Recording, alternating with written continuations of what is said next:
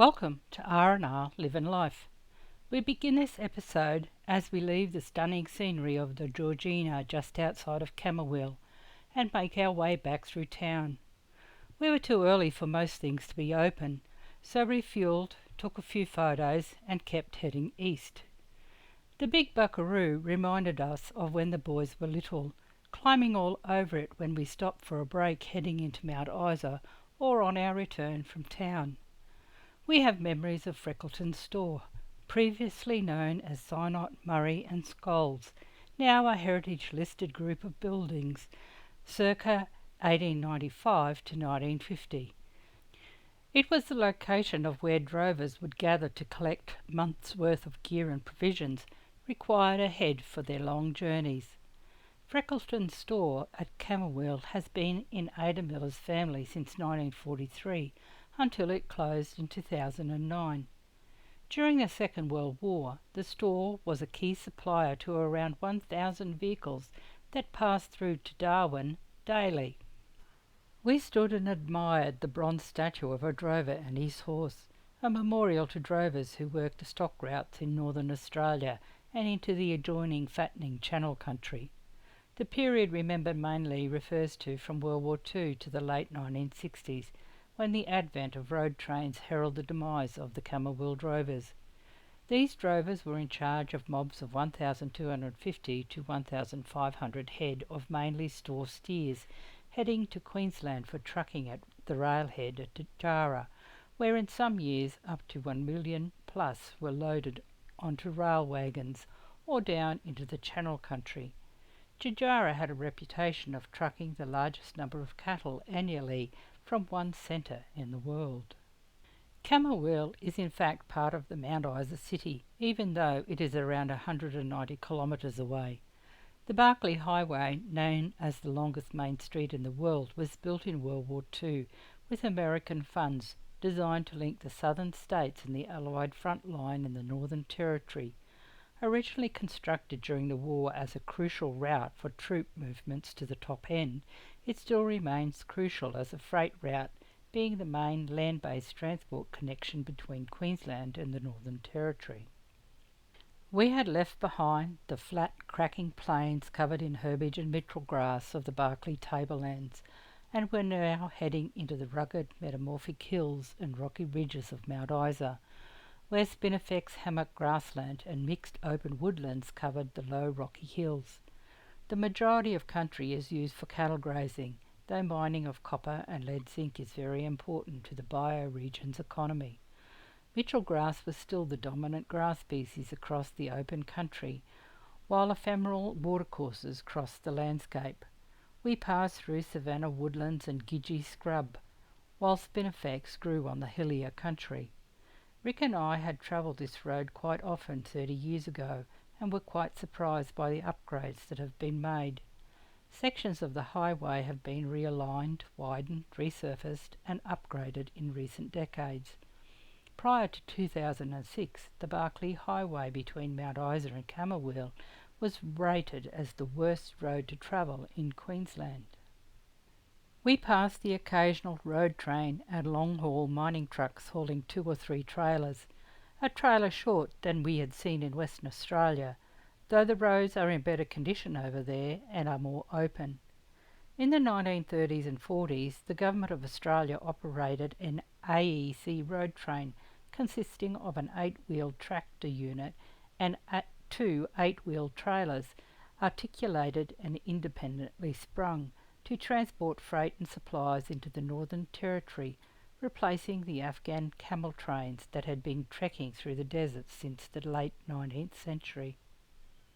We were getting closer to Mount Isa, with more dramatic rocky landscapes of the Selwyn Range, covered in low eucalyptus woodlands and spinifex grasslands. Mount Isa came into existence with the vast mineral deposits found in the area. Nestled amongst the ochre-red Selwyn Ranges on the banks of the Leichhardt River, with its headwaters in the Selwyn Ranges to the southeast, the harsh, picturesque landscape has barely changed since we were here last, when Mount Isa was our service town and where the boys did their schooling via the School of the Air. It was also our home base for the Royal Flying Doctor Service, Queensland's largest base, and the Uniting Churches Inland Frontier Service, formed in 1977 to provide pastoral care and community assistance in the outback. The imposing Mount Isa mine, the world's largest single producer of copper, silver, lead and zinc, has certainly expanded, though at the time of compiling this the underground copper mine was set to close after 7 decades of operation, marking the end of an era of one of Australia's most significant mining operations. The underground copper mine reached remarkable depths of 1.9 kilometres, featuring an extraordinary network of underground tunnels stretching approximately 900 kilometres, equivalent to the distance between Mount Isa and Townsville, making it Australia's deepest copper operations. The Mount Isa mine will still maintain other mining operations, including zinc, lead and silver production. Rick and I spent some time in Mount Isa, refuelling, filling the water tanks and grocery shopping, before heading to Mary Kathleen, where we planned to camp for a couple of days. We both wondered what would happen to Mount Isa now that the underground mine was closing. The town had certainly shrunk since we were last here, with quite a few businesses closed, and I began to wonder if we just remembered the good times we had there and forgot about things we had glossed over. Having spent 7 years with the School of the Air, Frontier Services and links to the land like rodeos and camp drafts, did I just overlook what was there? Then I began to think about it and realised that there are so many small towns losing basic businesses like butchers, bakeries, hairdressers, even banks and post offices, because they cannot get people to come to rural areas, and the economic viability no longer makes them feasible. And a large town like Mount Isa would be no different.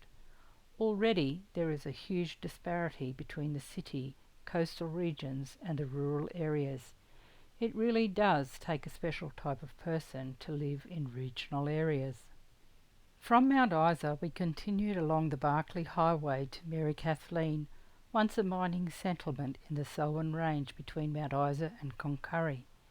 Mary Kathleen was first settled during the 1860s, with uranium first discovered by Clem Walton and Norm McConaughey in 1954, with the architect-designed town growing during 1956 to 58, with reticulated water from Lake Corella. In 1954, a significant uranium deposit was discovered at the site, with mining commencing at the end of 1956 and the treatment plant commissioned in June 1958. Mary Kathleen Uranium Limited was formed to develop the uranium deposits, and work was soon commenced constructing the township mine and dam on the nearby Corella River. The ore was mined by the open cut method and processed on site, and by 1963 the major supply contract had been satisfied ahead of schedule, and large reserves of ore lay on the ground. Consequently, the works were closed down. The mine then lay idle until 1974, when new supply contracts with Japan, Germany and American power utilities prompted its reopening, with Mary Kathleen's second life extended to 1982, when reserves were finally exhausted and the mine was finally closed down. A total of 31 million tonnes of ore was extracted from the mine until it was exhausted. The town, 6 kilometres away from the mine, was built around a shallow valley, and by 1961 approximately 1,000 people lived at the new township. Mary Kathleen was very much a planned model township, blending with its surrounding environment.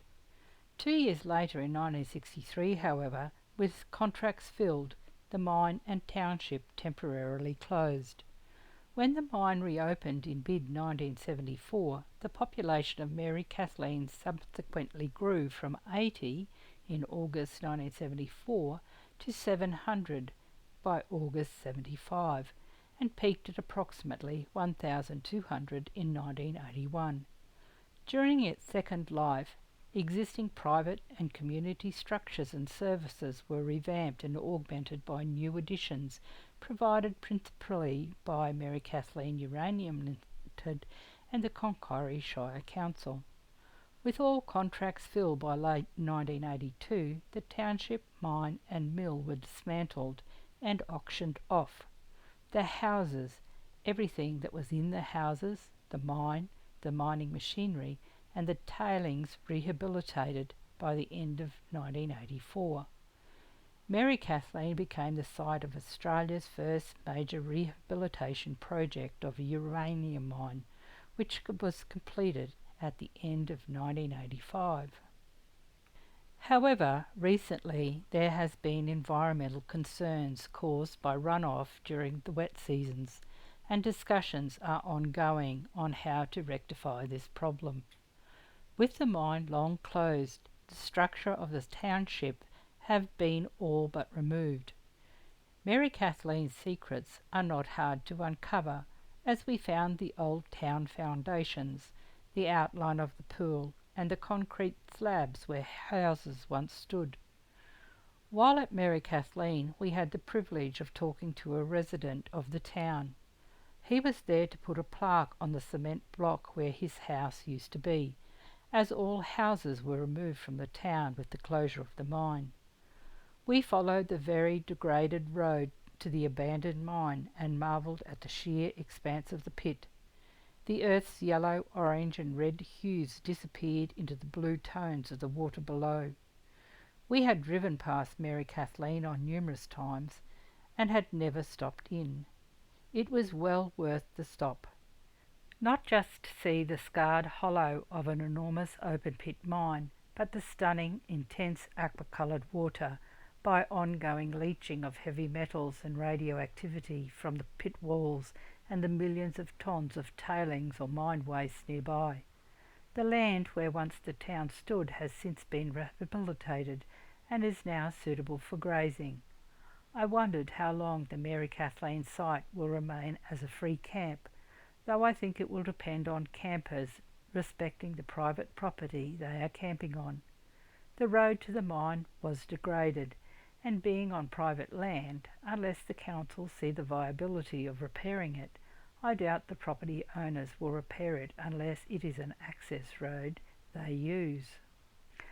After checking out the mine, we headed back the way we had come, getting a great view of the rugged Selwyn Range and some of the tailings piles. Since rehabilitation, it has been found that the tailings repository at Mary Kathleen's site has been subject to seepage of radioactive water from both the toe of the dam and the surface at rates much higher than initially predicted. We stopped to check out some of the structures where I think the processing plant had formerly been, before crossing back over the creek as the bridge had been washed away.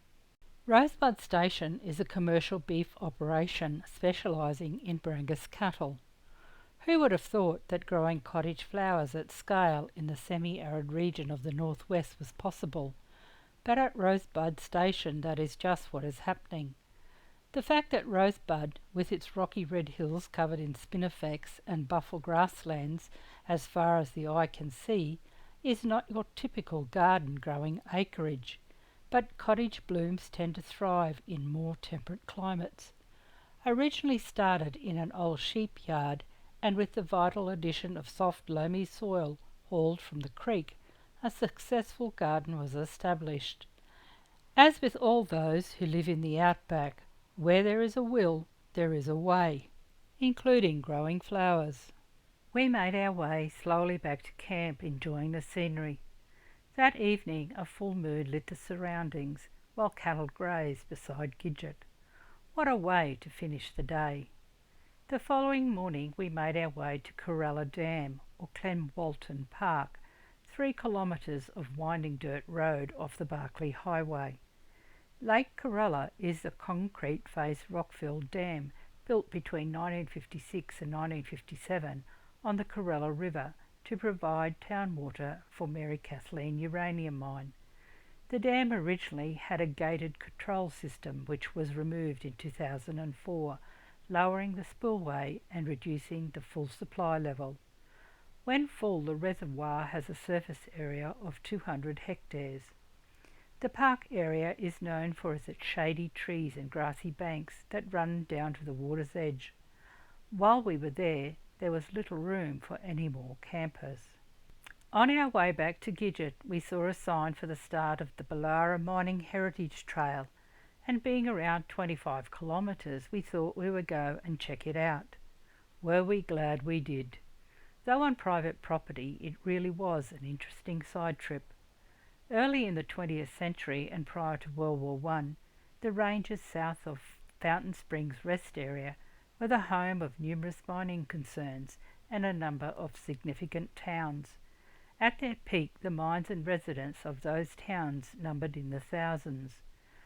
Remnants of the towns and mines and numerous graves are dotted amongst the Argella Ranges and can be found in the stones and steel that is faintly smothered by the spinifex grasses and snappy gums.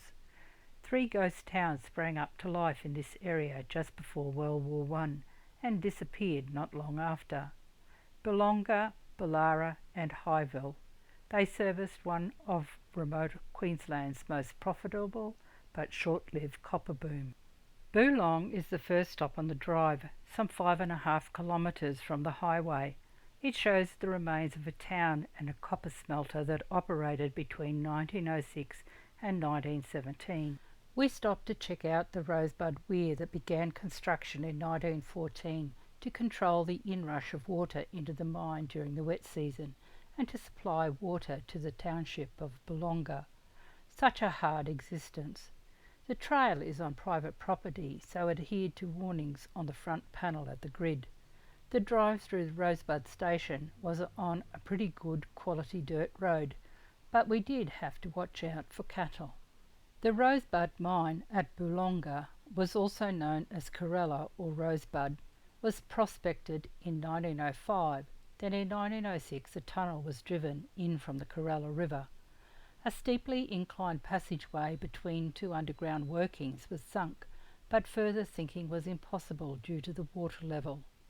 In 1911 machinery was installed and a shaft sunk to a little over 100 feet, from which drives were put into to prove the copper load. The Corella smelter, built in 1913, treated ore from Rosebud, Secret, Galar and other mines in the Ballara area. Once back at Gidget, we completed our usual checks as we made ready for the next day's travel. I hope you have enjoyed this episode. Give us a thumbs up if you have. Join us next time as we move on to Cloncurry and the Four Ways. Cheers for now. Live life to the full.